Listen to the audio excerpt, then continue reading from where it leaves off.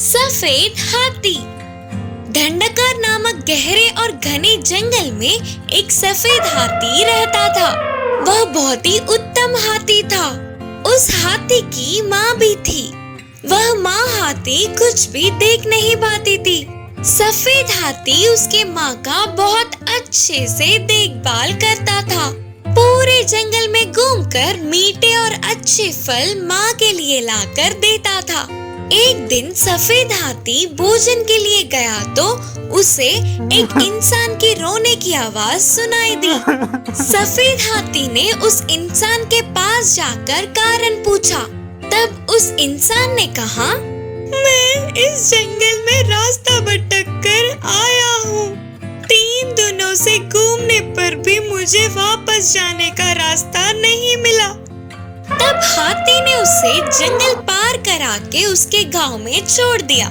उस इंसान के गांव जाते ही वहां उसे सैनिक दिखे जो घोषणा कर रहे थे कि महाराज जी का हाथी मर गया।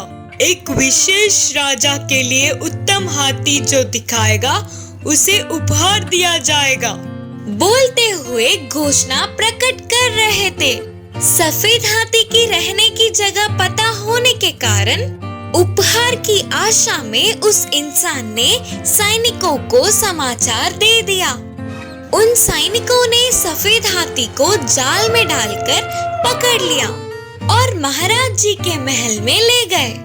उस हाथी का बहुत आदर करे, दूल्हे जैसा श्रृंगार किया। महाराज ने भोजन भी दिया, पर उस सफेद हाथी ने एक दाना तक नहीं छुआ। हाथी कुछ भी खा नहीं रहा है करके समाचार महाराज जी को पता चल गया। महाराज स्वयं आकर हाथी से पूछे।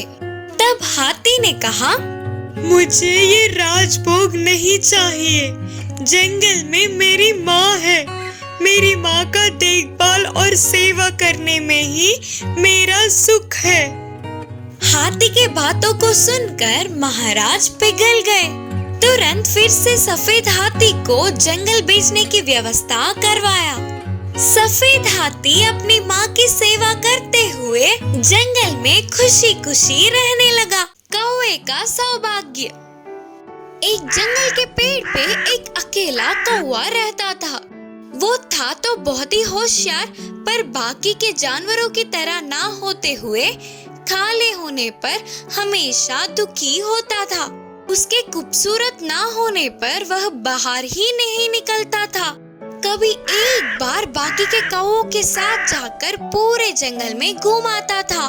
एक दिन जंगल के तालाब में आराम से तैरती हुई हंस को देख उसके पास जाकर बोला, अरे वाह, कितनी गोरी और खूबसूरत हो। तुम्हारे जैसा सुंदर और खुश कोई भी पक्षी नहीं होगी, और एक मैं हूँ जो ऐसा हूँ। बोलते हुए अपने आप को कोसने लगा। हंस ने कहा, मैं भी ऐसे ही सोचकर गर्वित थी, लेकिन तोते को देख पता चला कि मैं कितनी गलत थी। मैं तो बस एक रंग में हूँ, पर वो तोता लाल और हरे रंगों में कितनी सुंदर है। बोलते हुए हंस उदास हुई। तुरंत कौवा पेड़ के ऊपर तोते के पास उड़ता हुआ गया। हंस ने ऐसा कहा करके बोला, हाँ, हंस ने सही कहा। मैं अपने रंगों से बहुत खुश थी, लेकिन मोर को देख के लगा कि सुंदरता तो ये है। मुझ में तो सिर्फ 2 ही रंग है, वही मोर में कई रंग। तोते ने थोड़ी सी जलन से कहा। तो तुरंत मोर से मिलकर कौवा इन बातों को बताना चाहा और पूरे जंगल में ढूंढ लिया, लेकिन उसे मोर कहीं नहीं दिखी। जान पहचान वालों से भी पूछने पर मोर का पता नहीं चला। ऐसे थोड़े दिन बीत गए। एक बार कौवे के ऐसे उड़ते हुए जाते समय जू में उसे मोर दिखी। सारे पक्षियों को तुम बहुत सुंदर लगती हो, सबको तुम बहुत प्यारी लगते हो। बोलते हुए और 4 बातें जोड़कर तारीफें करने लगा।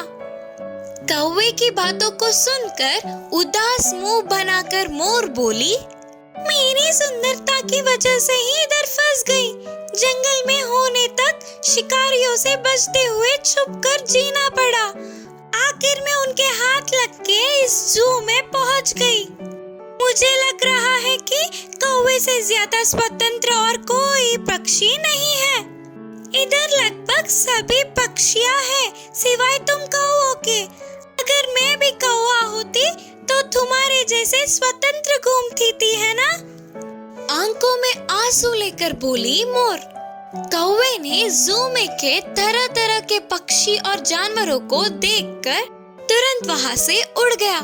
तब से कौवे ने दूसरे पक्षियों से तुलना करना छोड़कर आराम से जीने लगा। इस कहानी की शिक्षा है कि हमें हमेशा किसी से भी तुलना किए बिना खुशी से जीना चाहिए। खरगोशों का नायक बना लोमड़ी। एक जंगल में नदी के किनारे के पेड़ पौधों में बहुत सारे खरगोश रहते थे, लेकिन वे सब एक दूसरे से लड़कर एक साथ नहीं रहते थे। वे सारे आहार ढूंढने के लिए अलग अलग जंगल में घूमते थे। उसी जंगल में एक चालाक लोमड़ी थी। वह अक्सर अकेले दिखे खरगोशों को पकड़ के ले जाती थी और अपनी जगह बैठकर आराम से खाती थी। दिन ब दिन उनकी संख्या कम होते जाने पर खरगोशों में चिंता और डर होने लगी। वे सब मिलकर एक दिन इकट्ठा होकर इस समस्या का समाधान सोचने लगे। एक खरगोश ने कहा, हम लोग आहार के लिए अकेले अकेले घूमने पर लोमड़ी हमला कर रहा है। वही अगर हम सब एक साथ मिलकर घूमेंगे तो वो कुछ भी नहीं कर पाएगी। इसीलिए अब से हम लोग अपने छोटे छोटे लड़ाइयों को बाजू में रखकर मिलकर ही रहेंगे। लड़ाइयों से ज्यादा अपने प्राण जरूरी होने के कारण वे सारे मान गए। उसके अगले दिन से ही खरगोश इकट्ठा होकर घूम रहे थे। इससे लोमड़ी हमला नहीं कर सकी। ऐसे तो उसे भोजन मिलना मुश्किल हुआ। अगर ऐसे ही और थोड़े दिन भूखी रही तो उसका बीमार होना निश्चित था। सोचकर तुरंत उसे एक उपाय सूझी और वह खरगोशों के पास जाकर बोली, अरे डरो मत, मैं अभी तुम लोगों को मारने नहीं आई रे, बल्कि तुम लोगों से दोस्ती करने आई हूँ। करके लोमड़ी के बोलने पर खरगोशों को यकीन नहीं हुई। वे अपनी सावधानी में थे। फिर 2 दिनों के लिए लोमड़ी के उन पर हमला करने की कोशिश नहीं करने पर आखिर में खरगोशों ने उस पर भरोसा कर लिया। फिर एक दिन लोमड़ी उनके पास आकर बोली, तुम लोगों को देखा तो मुझे बहुत अच्छा लग रहा है रे, लेकिन एक कमी है। तुम लोगों को एक नायक की जरूरत है। अगर वो होगा तो तुम लोग और ज्यादा बलशाली होंगे ना। तुम लोगों का कोई कुछ नहीं बिगाड़ पाएगा। तब खरगोशों को समझ नहीं आ रहा था कि उनमें से कौन नायक होगा। उतने में लोमड़ी ने कहा, अरे बाबा, अगर तुम लोगों को कोई आपत्ति नहीं तो मैं तुम लोगों का नायक बनूंगा ना। अब लोमड़ी सबसे अच्छे से रहने लगी करके सारे खरगोश मान गए और तुरंत लोमड़ी ने अपनी चालाकी का प्रदर्शन किया। तो फिर क्या बोलते हो? मैं तुम लोगों का नायक हूँ ना। मेरे लिए हर रोज भोजन का व्यवस्था करना तुम लोगों की जिम्मेदारी है। इसीलिए हर दिन एक छोटे छोटे जानवर को लाते हो या फिर तुम में से कोई एक मेरा भोजन बनेगा, ये तो तुम पर छोड़ता हूँ मैं। बोलते हुए लोमड़ी हंसने लगी। खरगोशों को लोमड़ी की दुष्ट बुद्धि समझ में आ गई और वे सभी एकजुट होकर लोमड़ी पर हमला करने लगे। इससे लोमड़ी अपने प्राणों को बचाते हुए उस जंगल से दूर भाग गई। उस दिन से सारे खरगोश मिलजुल कर रहने लगे। चालाक लोमड़ी की कहानी। एक जंगल में एक हिरन रहती थी। एक दिन नदी में पानी पीने जा रहे हिरन को बेहोश पड़ा हुआ लोमड़ी दिखी। बेहोश पड़ा हुआ लोमड़ी को देखकर हिरन को दया आई। और पास के उसके घर ले गई। हिरन ने उस लोमड़ी को दवाई दी। थोड़ी देर में लोमड़ी को होश आ गया। क्या हुआ? तुम क्यों वहाँ पर गिर गए? बोलकर पूछने लगी हिरन। थोड़े दिनों से बहुत कमजोर महसूस कर रही हूँ। प्यास लगने पर पानी पीने नदी के पास आई थी और बेहोश हो गई और मेरा घर भी रात के बारिश में गिर गया। बोलते हुए रो पड़ी लोमड़ी। हिरन को उसे देख बहुत दया आई और उसने कहा, कोई नहीं, दुखी मत हो, हम दोनों दोस्त हैं ना। ये यहाँ बाजू में ही मेरा घर है, अब से तुम यहीं पर रहना। इससे लोमड़ी बहुत खुश हुई। तुरंत अपने पुराने घर जाकर हिरन की मदद से अपने सामान लाके उस घर में रहने लगी। उस दिन से लोमड़ी और हिरन अच्छे दोस्त बन गए। एक दिन लोमड़ी बाहर जाकर आते हुए घर की चाबी कहीं खो बैठी। घर के सामने बैठ के अंदर कैसे जाना करके सोच के दुखी हो रही थी। तभी वहाँ हिरन आकर पूछी, क्या हुआ? क्यों ऐसे दुखी हो? दोस्त, घर की चाबी कहीं खो दिया मैंने, उसके बिना दरवाजा खोल नहीं पा रही हूँ, अब मैं क्या करूँ? बोलते हुए रोना शुरू कर दिया। तभी हिरन अपने घर जाकर एक चाबी लाकर दिया। कोई बात नहीं, ये चाबी लो, अब से तुम यही इस्तेमाल करना करके बोली। वो लोमड़ी के घर की दूसरी चाबी थी, पर ये बात उस चालाक लोमड़ी को नहीं पता था। वो चाबी हिरन के घर का ही है करके सोच रही थी। और क्या, तुरंत उसे एक चाल सूझी।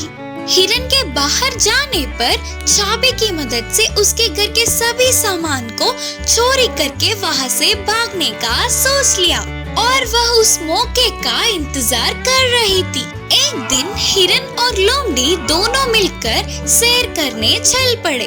बीच रास्ते जाते ही लोमड़ी ने कहा, अरे रे, मेरे पेट में दर्द हो रहा है, मैं अभी सैर पर नहीं जा सकती, घर जाकर सो जाती हूँ, तुम जाके आओ दोस्त।